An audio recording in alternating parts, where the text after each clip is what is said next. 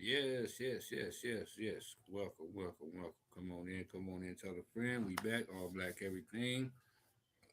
This is Thinker's Plate, Big Dreams, Mini Streams. You. Oh, we get it in. Power down. Like, share, subscribe, thumbs up like you're hitchhiking. Information in here what you're sharing. Do your own, research. We getting right back into it, right where we left off. Like, share, subscribe, thumbs up like you're hitchhiking. Let's go.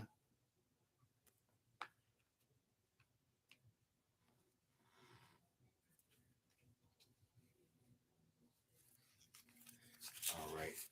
And it says, continuing, you say that an emotion is the mind's reflection in the body, but sometimes there is a conflict between the two. The mind says no while the emotion says yes, or the other way around. If you really want to know your mind, the body will always give you a truthful reflection. So look at the emotion, or rather, feel it in your body. There is an apparent conflict between them. The thought will be the lie, the emotion will be the truth.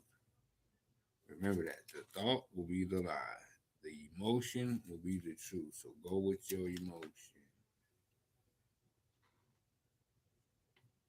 Not the ultimate truth of who you are, but the relative truth of your state of mind at the time. Keep that in mind. Just at the state of mind, just at the time with the state of mind. Conflict between surface thoughts and unconscious mental processes is certainly common. You may not yet be able to bring your unconscious mind activity into awareness as thoughts, but it will always be reflected in the body as an emotion. And of this, you can become aware.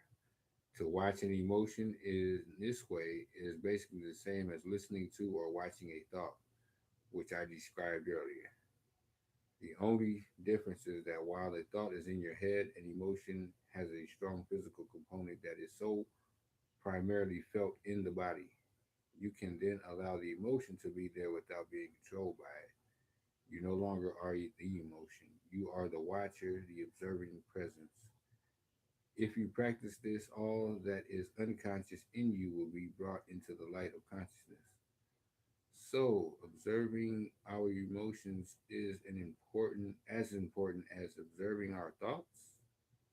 Yes, make it a habit to ask yourself, what is going on inside me at this moment? That question will point you in the right direction, but don't analyze, just watch. Focus your attention within. Feel the energy of the emotion. If there is no emotion present, take your attention more deeply into the inner energy field of your body. It is the doorway into being.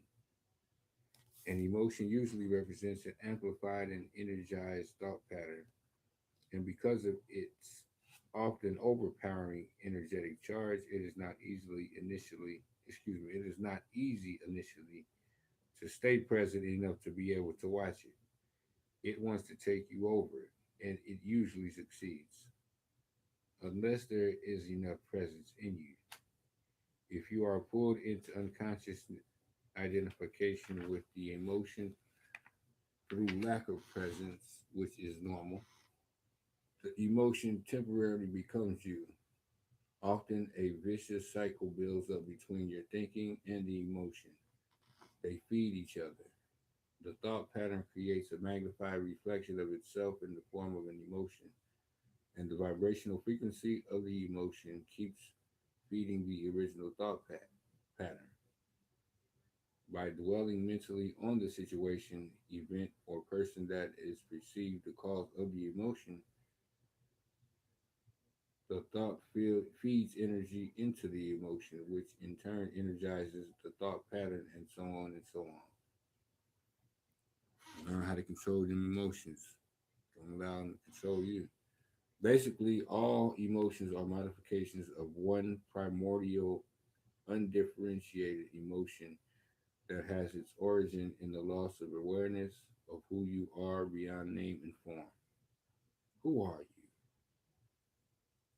Because of its undifferentiated nature, it is hard to find a name that precisely describes this emotion.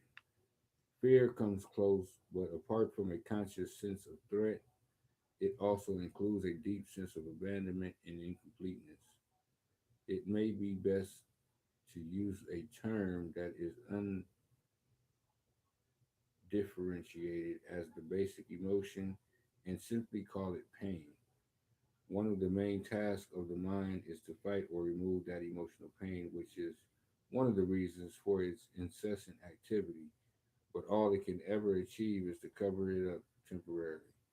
In fact, the harder the mind struggles to get rid of the pain, the greater the pain. The mind can never find the solution, nor can it afford to allow you to find the solution because it is itself an intrinsic part of the problem. Imagine the chief of police trying to find an arsonist when the arsonist is the chief of police. You will not be free of that pain until you cease to derive your sense of self from identification with the mind, which is to say, from ego. The mind is then toppled from its place of power and being reveals itself as your true nature. I like that. You got to get rid of that ego. Kill that ego. It's not your amigo.